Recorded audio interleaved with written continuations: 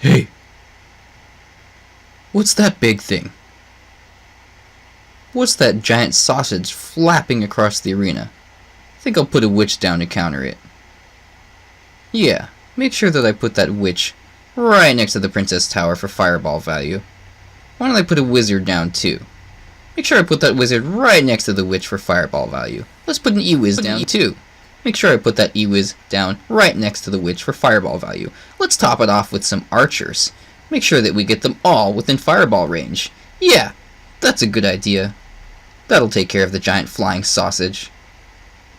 Ho ho ho ho ho.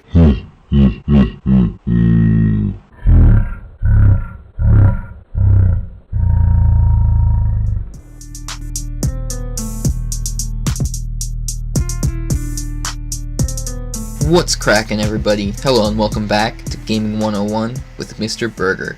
Tonight I'm going to show you how much I suck at LavaLoon.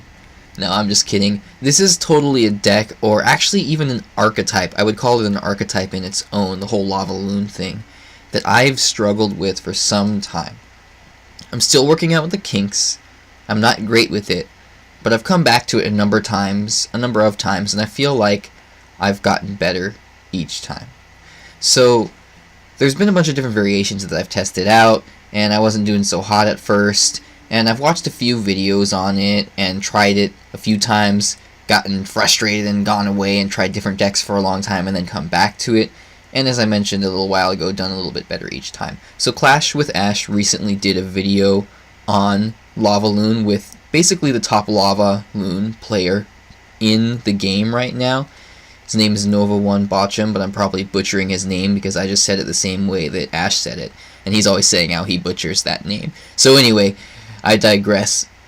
The point is, this guy is a real good LavaLoon player. He's like the best in the game, and so we want to kind of take his tips and emulate what he does in his playstyle, take his tips and ideas into account, and use them in our own gameplay and strategies.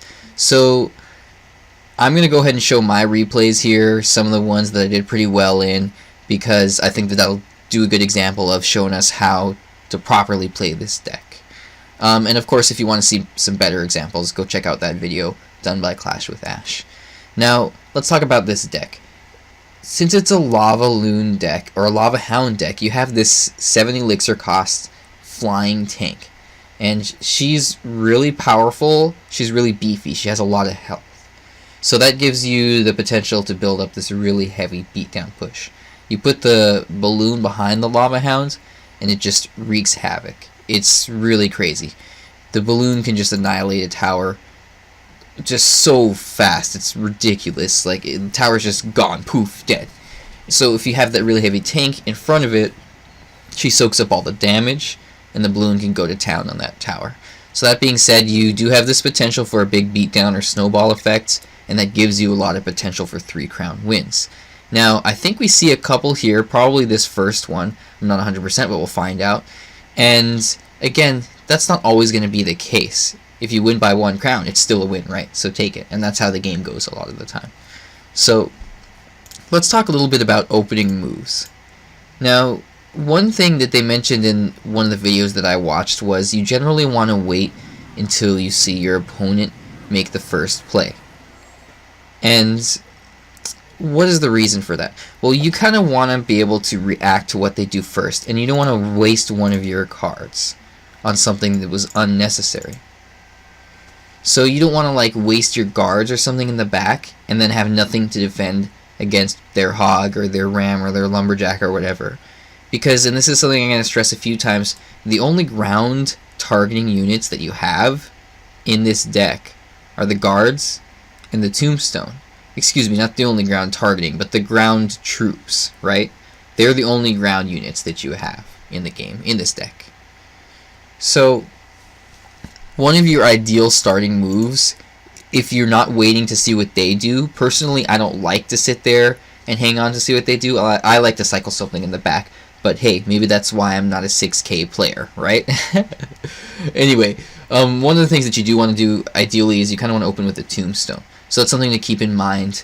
I don't know, a lot of defensive structures like that you don't open with, but in this case, in this deck, it's pretty common to open with a tombstone place it before your Lava Hound, and that gives you like the potential to preemptively defend and to build up those skeletons to help your Lava Hound push. So if you don't have the tombstone, you generally like wait to see what they have and then counter accordingly. You know, use your minions or your mega minion on their air troops, or use your guards or your tombstone on their ground troops, or, you know, of course your spells to destroy any AoE or do AoE damage to destroy any swarms or anything like that. Otherwise, I guess you would just cycle in the back. That's often what I like to do. I'll cycle like my minions or my mega minion ideally in the back, because you usually want to hang on to your guards and your tombstone is, if possible, because those are kind of your heavy defensive cards, being your ground troops. Now, the Lava Hound and the balloon, obviously, that's what you're going for, is the combo right there. And the two support spells work really well.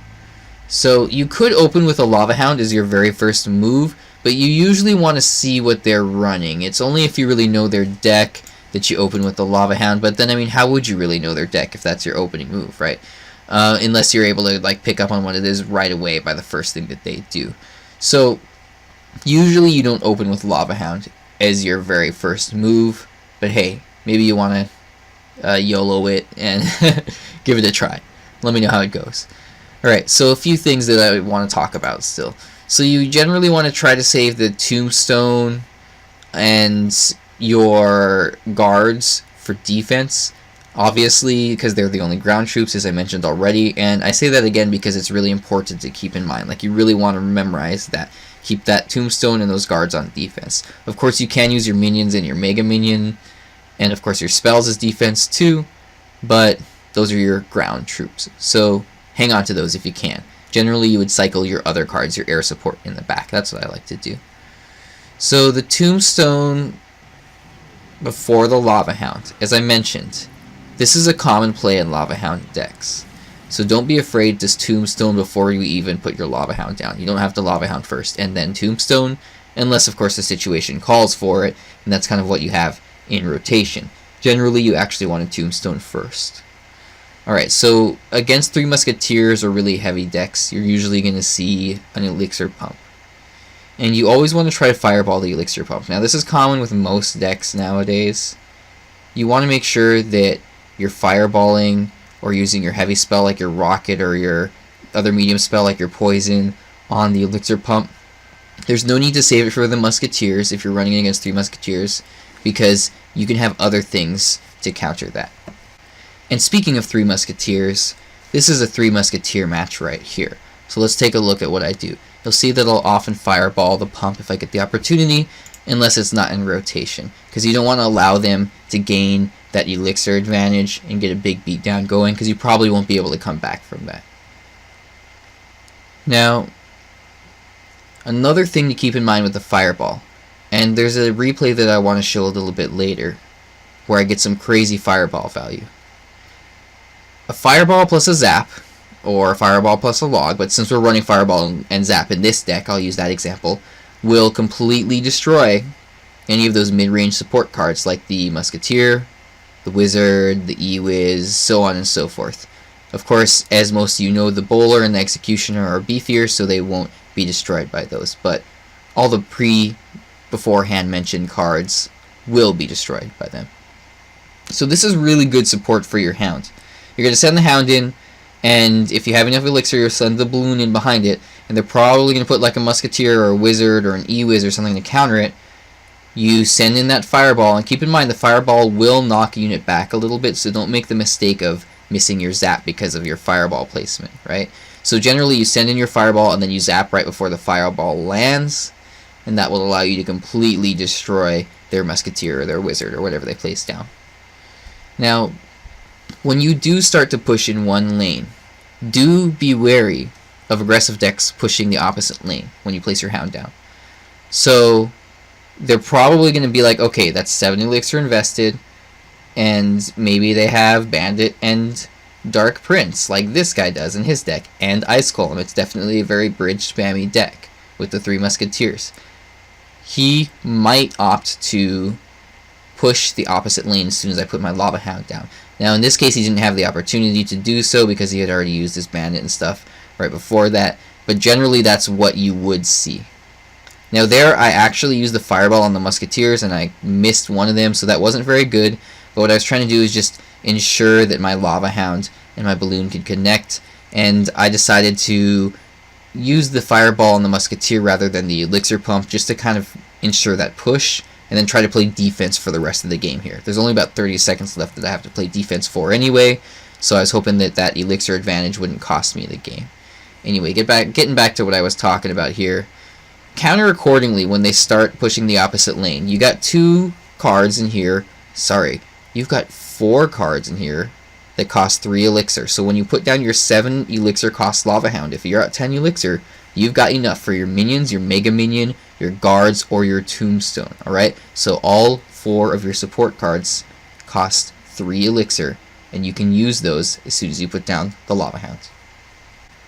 So obviously, if they put down ground units, you counter with your guards and your tombstone, and if they put down air units, you counter with your Mega Minion and your minions. Now let's talk about a couple archetypes that we could generally see in the current meta and how to counter them. Just some really quick tips. And this is based on what Bochum said in Ash's video, so we'll take his word for it. Alright, so you're going to see a lot of double prints. So against the giant double prints, you usually save your hound for double elixir time, and you kind of just want to play defense because they have the potential to play really aggressively, and as soon as you put the hound down, they're going to put the giant with the princes behind it and just annihilate one of your towers. So usually save your hound for double elixir time in that case. Against golem or another giant beatdown, you usually push in the same lane, but apparently if they have night wish, you push in the opposite lane, because they have the potential to build up a bunch of bats, which can really shut down your Lava Hound and your air units and your balloon and all that. So push opposite lane if they're a giant or a golem night witch beatdown.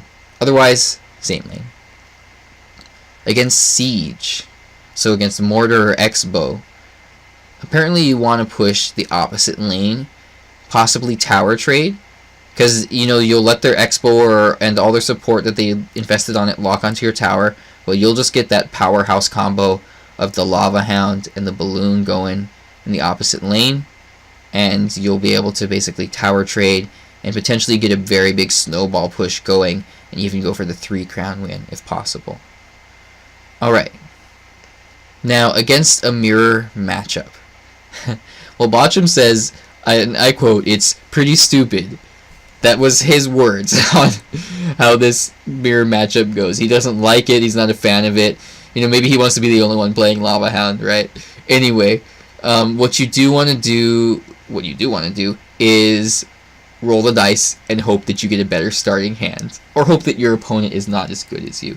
Because apparently, if you're about equal skill level, it ultimately just comes down to whoever has the better starting hand, and whoever gets that better opening play. Alright, so really quickly, card replacements, and then I want to run through one more replay. So for guards, I would say Goblin Gang is generally in there.